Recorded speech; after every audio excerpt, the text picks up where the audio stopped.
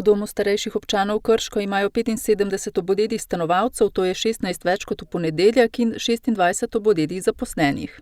Imamo tudi veselo novico, da so se prvi 4 zaposleni že vrnili nazaj na delo.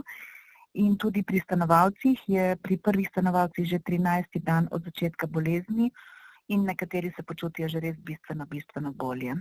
Skupino zdravih stanovalcev so že v začetku prejšnjega tedna preselili v prostore novega dnevnega centra Podmornica, a je tudi tam prišlo do okužb.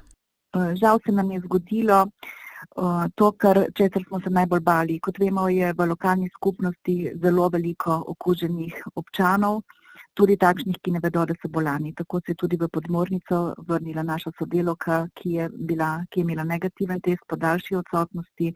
Čez 2 dni je bila pozitivna in okužilo se je do današnjega dne skoraj polovica stanovalcev. Bolne stanovalce pripeljejo v dom starejših občanov Krško. Namestijo jih v rdečo cono, kjer imajo ustrezno oskrbo.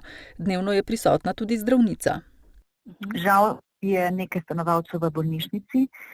Od nekaj stanovalcev pa smo se tudi poslovili in ob tej priložnosti izrekam iskreno sožalje vsem njihovim svojcem. Celotno organizacijo in delo v domu sprotno prilagajajo nastali situaciji. Zaposleni se zelo trudijo, da bi stanovalcem olajšali ta čas, ko so bolni, prisluhnimo čim več njihovim potrebam, hkrati pa smo se tudi zavedli, da nas v bistvu oni ne ločijo, zato smo se domislili, da se fotografirajo zaposleni in si svoje fotografije lepijo na tajveke, na zaščitne kombinezone, zato da imajo stanovalci občutek, kdo se skriva za masko, očali in to belo obleko.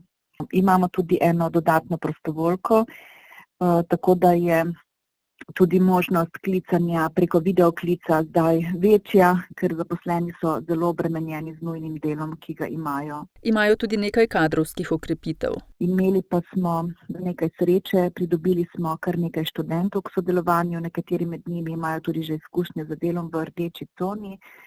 Enega delavca pa so nam posodili iz doma upokojencev Loka pri Zidanem Mostu. Stanje je trenutno zadovoljivo, a bi jim prav prišel še dodaten strokovni kader.